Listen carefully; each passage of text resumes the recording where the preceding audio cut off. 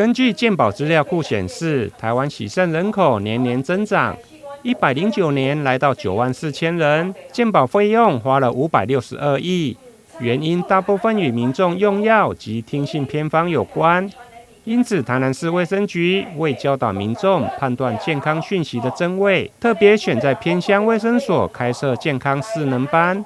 教导长辈辨识健康讯息的真伪。我们大概是从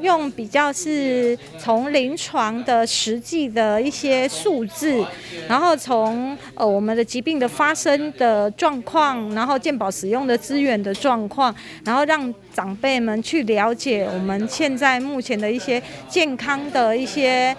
资源的使用。我们有比较多的长辈，他可能是不认识字，或者是说他其实不一定会用手机，不会用网络，可是呢，他可能会看电视或者是听电台。那我们可以让他从这里面呢去学习，他去哪里寻求资源，然后万一他听到了电台说的这个健康食品或者是药品到底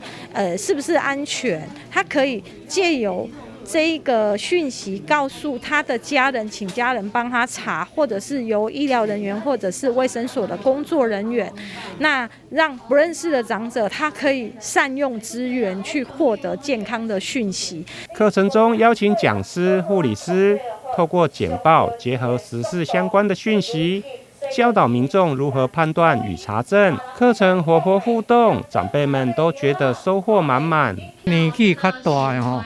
社会上的迄个种种的代志进步的，